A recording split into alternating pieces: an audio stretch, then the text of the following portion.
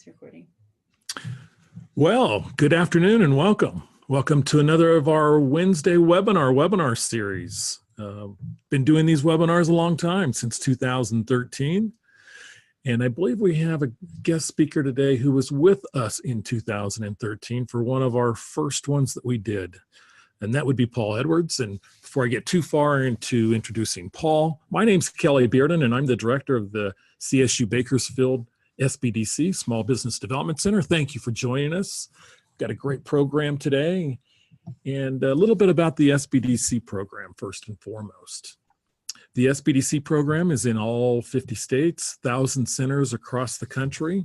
Here in California, we have 5 separate regions, of which we are the Central California region, and it goes all the way up from Mono County in the north down here to the southwest corner of Kern County, is where we are today, and also to the far Nevada border, California-Nevada border in eastern Inyo County, and then out to the Pacific Ocean. So 14 counties in Central California, and we have 5 centers covering you through this area. Our center is located in downtown Bakersfield. We also have centers in Fresno, in Modesto. We have a center in Salinas, and lastly at Cal Poly in San Luis Obispo. So feel free at any time to reach out or to question if you have anything that you need answered. What we do at the SBDC is provide high quality, no cost, one-on-one consulting.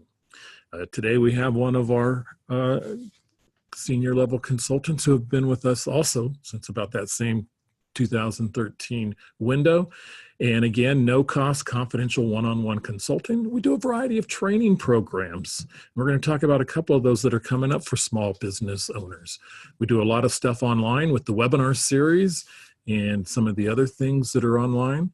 We also do a few in-depth classes, and there is our website address, CSUB.SBDC.com, if you'd like to sign up for our free services. So a little bit about webinar interaction today. Please ask questions. We have a great topic, and I'm sure it's going to inspire some questions. If we can't get to them today, then what we will do is we will answer them via email. So sometimes we can get to all the questions, and sometimes we can't. So do feel free to ask the question, and one way or another, we will get that answered for you. All of our attendees today are muted, so you are in the mute position. So any sound will be coming out of this webinar and not from any of you, sorry. And lastly, we ask you to please complete the survey that'll be emailed at the conclusion of today's webinar. The surveys are important to get the feedback and to get information on topics that you might want in the future, some subjects that are out there that we'd love to present for you. And also oftentimes people want handouts and other materials, and the only way that we can do that is if you get the survey and you ask us and leave your email address on where you'd like that sent.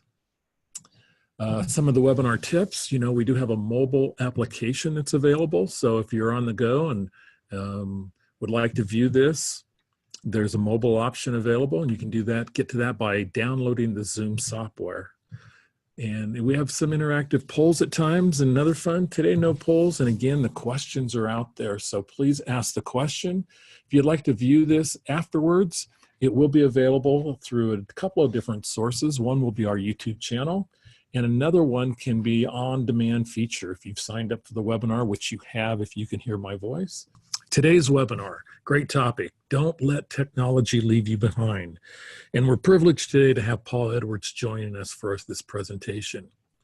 And as I mentioned, Paul was on one of our earlier webinars in 2013, and it's about 80 or 100 webinars ago. And he's back, and he'll help us explore trends to kind of keep your marketing plan focused and driving toward 2020. Paul and his wife, Sarah, have written 17 books that have sold over 2 million copies worldwide. Many of those books on starting businesses and self-help and home-based businesses. So many volumes I can't go into in just Paul's introduction alone. So Paul and Sarah are also columnists for the Costco Connection newsletter, and they have done that, had a connection in the small business column since 1995. They also have been contributors for Home Office Computing magazine and other columns in New York Times, Syndicate, and Entrepreneurial Magazine. Paul, it's a pleasure to have you with us today. Thank you for joining us, and please take it away. Thank you, Kelly. It's great to be here. The topic of today's presentation is voice and video, two of the major trends in technology affecting marketing of local businesses today. Today, local stores can compete with online giants because 2 out of 3 consumers are more likely to contact a local business if it has a website.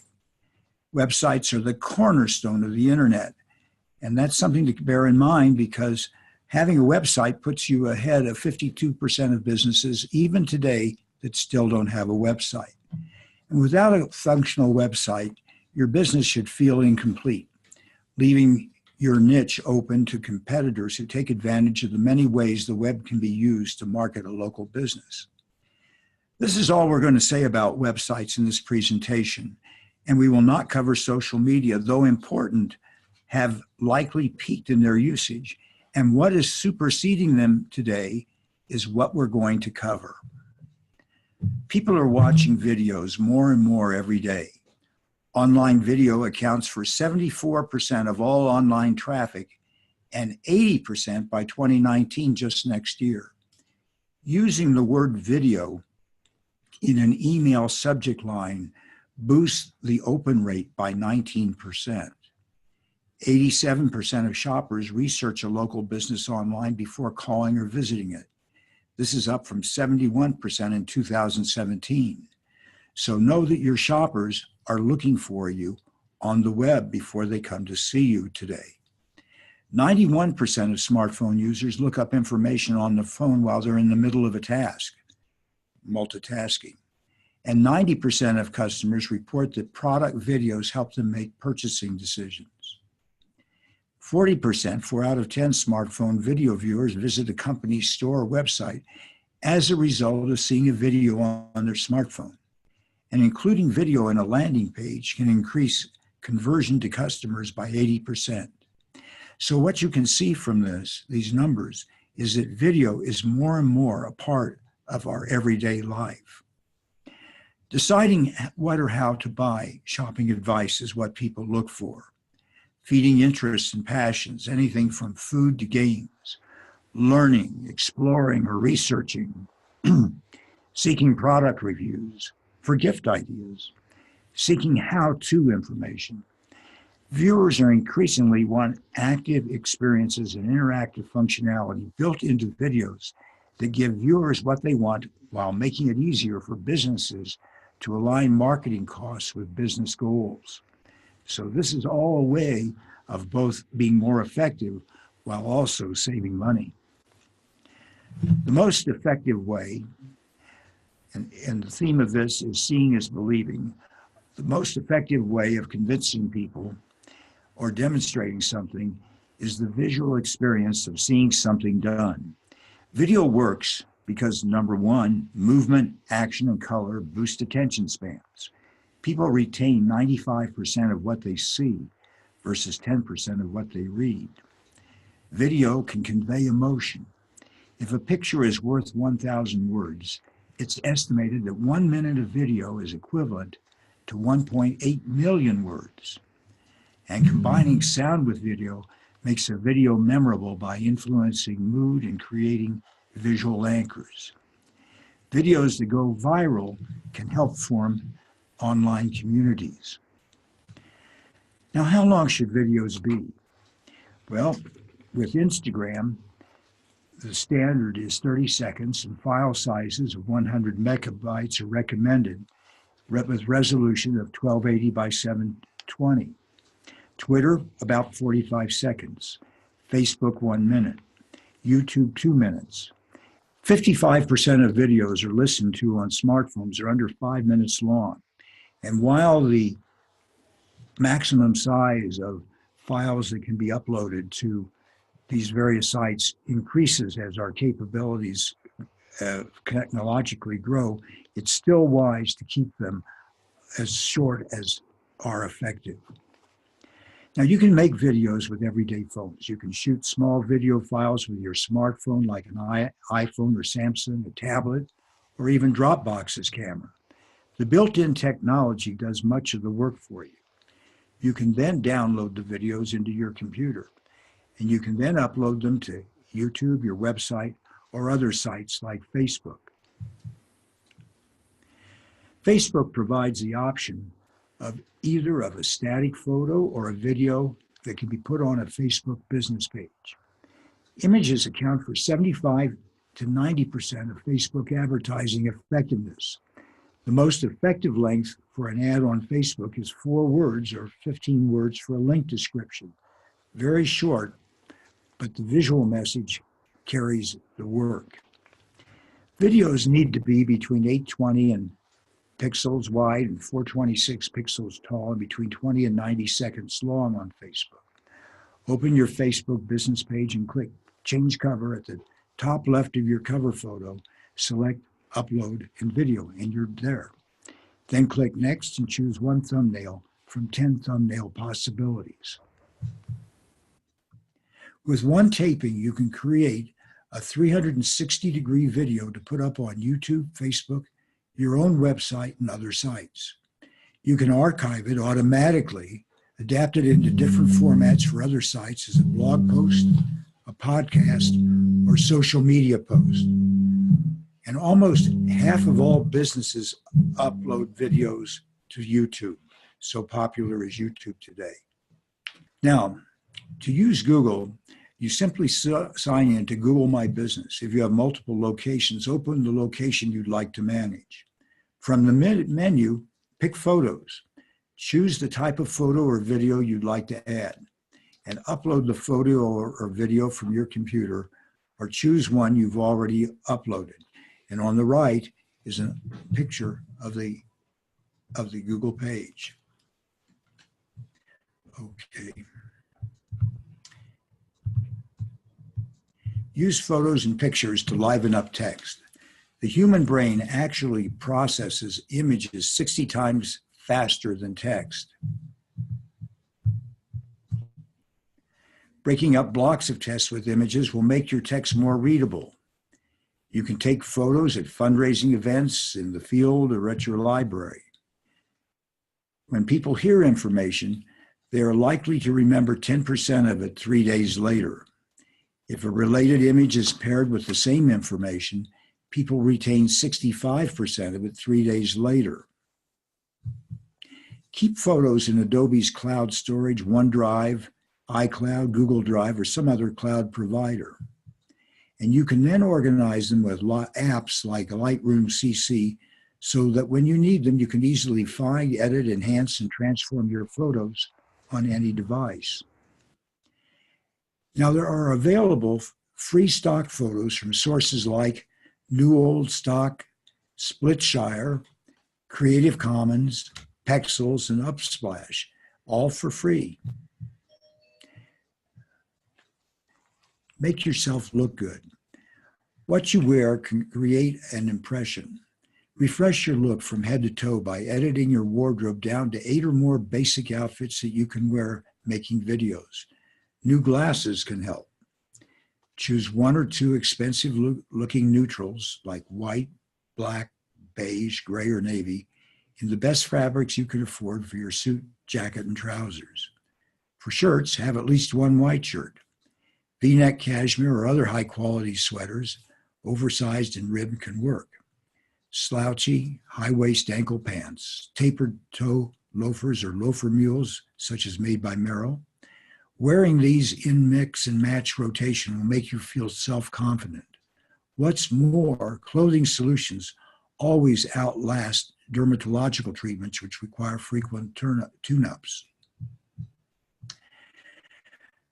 Voice search has emerged. Machines like smartphones are getting much better at voice recognition. Accuracy is up to 90%. Machines can recognize 10 million words. Voice assistants are impacting marketing via mobile search. Search-originated calls represent the majority of those placed by consumers ringing up U.S. businesses. Voice searches have grown by 35 times since 2008. People use it when their hands or eyes are otherwise busy. And this is why at the beginning of this presentation, I said that visual and voice are so emerging to be the most important factors in local marketing today. About 1 in 5 people use voice because they don't like typing. 40% of adults use voice search once per day. It's time to optimize your website for voice search. Now here's some more facts about voice search. About 30% of searches will be done without a screen by 2020. Without a screen.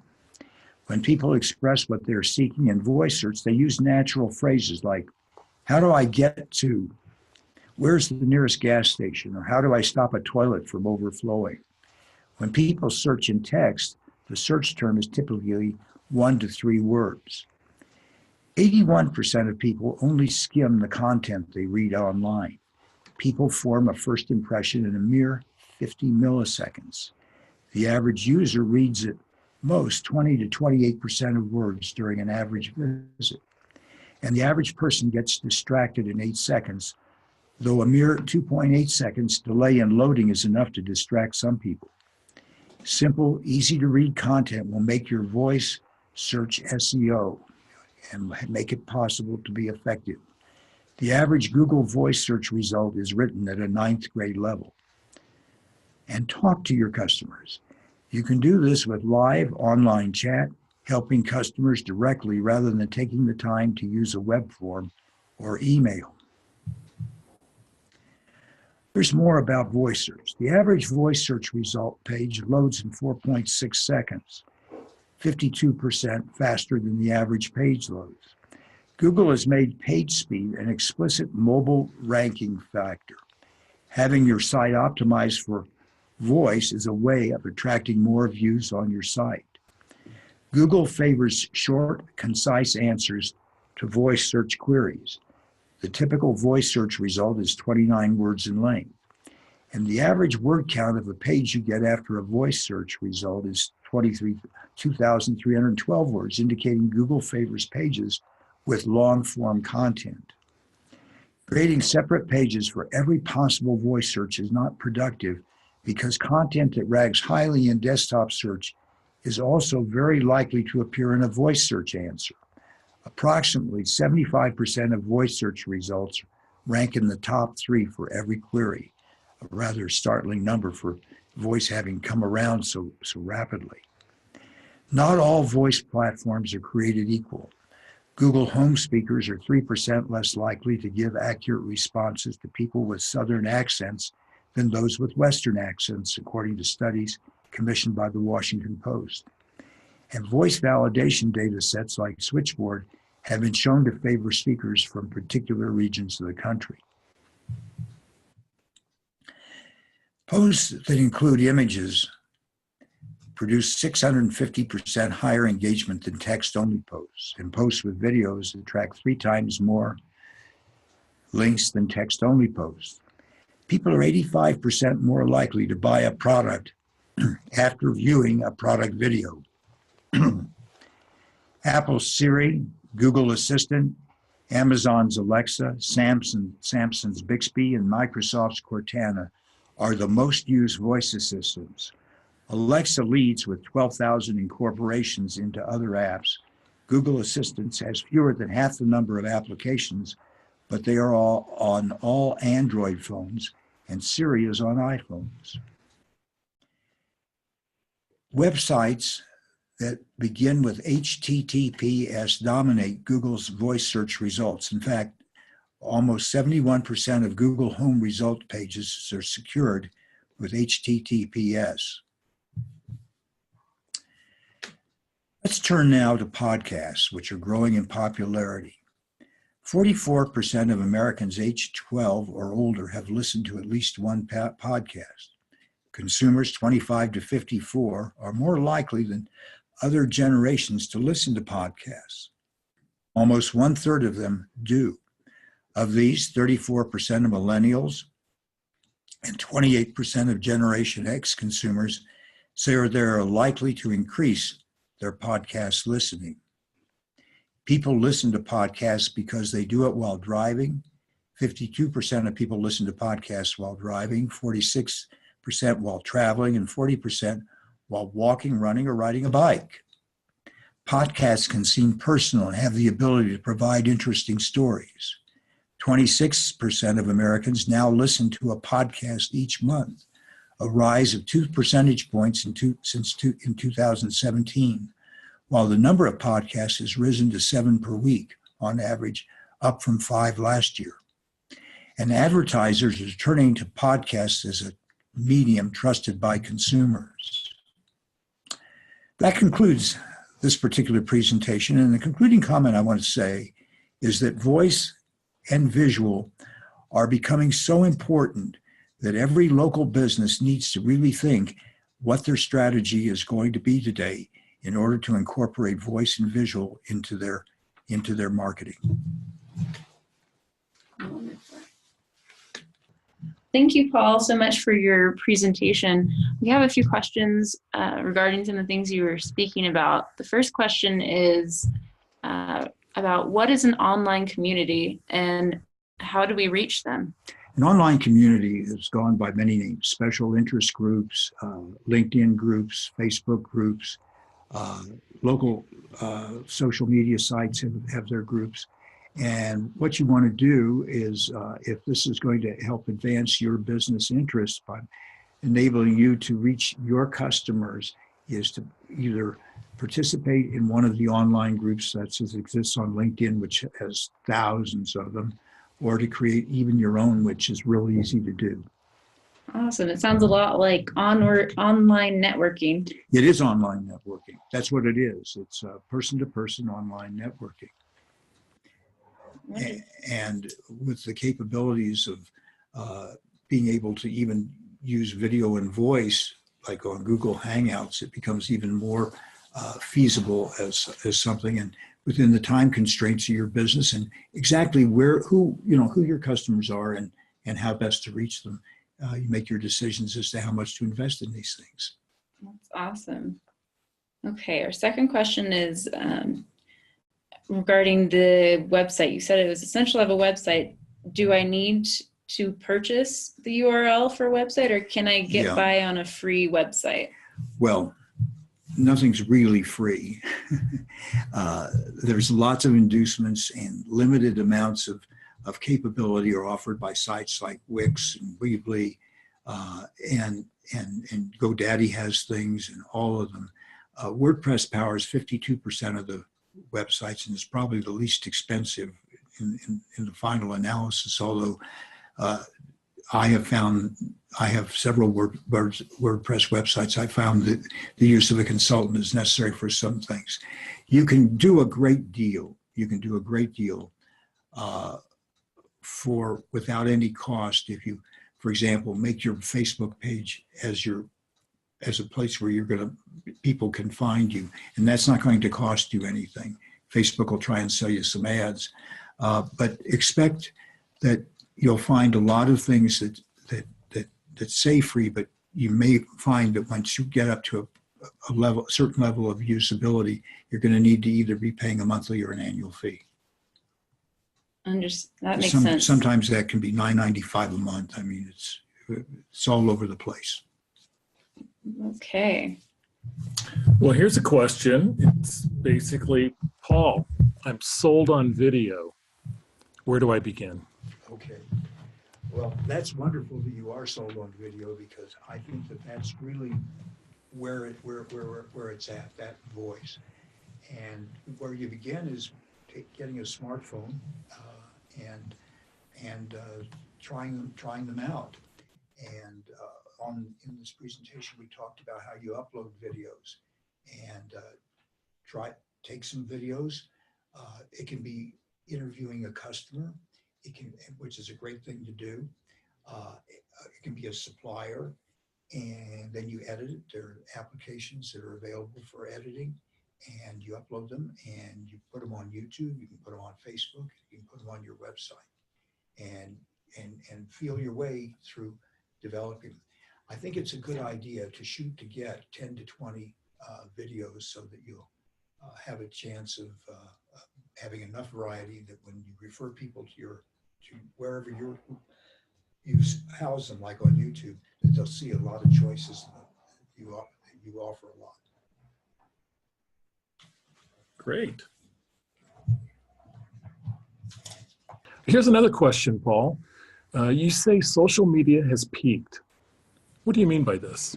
I mean that the sites like Pinterest, Facebook, LinkedIn probably have reached the maximum number of users, close to the maximum number of users. I mean, they have usage bases in millions, tens of millions.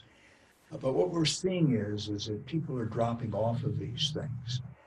And they're dropping off for several reasons. Sometimes they've been burned by having information that they didn't want known about themselves put on these sites. Sometimes it's because they don't see the value in them anymore. And so it's for this reason that I think that it's really important for us to look at the visual and voice media, which, while social media may have peaked, and I think more and more people are recognizing that, these are the things that are emerging as the things that people are going to be using. And they'll be using them to look for our businesses and deciding what businesses they want to do business with. Okay, next question, Paul, is I want to make money in cyberspace. How can I do that with a YouTube channel? Well, that's a very good question.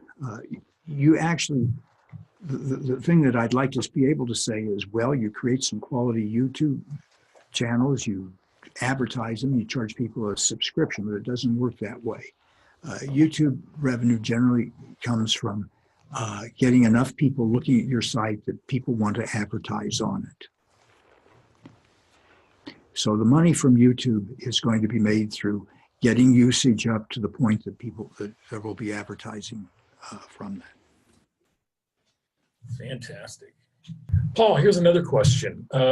What tools are out there available, either for a fee or without a fee, that will assist me with the video editing or production process? There are just lots of apps out there, just tons of them. The one for voice that I like the best is Audacity, and the others that are better do require some payment, but Audacity is free. In terms of visual, there are so many apps today that you can put on your smartphone, you can put in your computer for editing. And I think in the presentation I named Lightroom CC as one of them. Well, great. Well, that's about the amount of time we have for today. Okay. Paul, thank you for joining us. Elizabeth, fine jobs on the controls as well. So for Paul Edwards and Elizabeth Hamlin, I'm Kelly Bearden. Have a great day. We'll see you next time. Bye-bye now.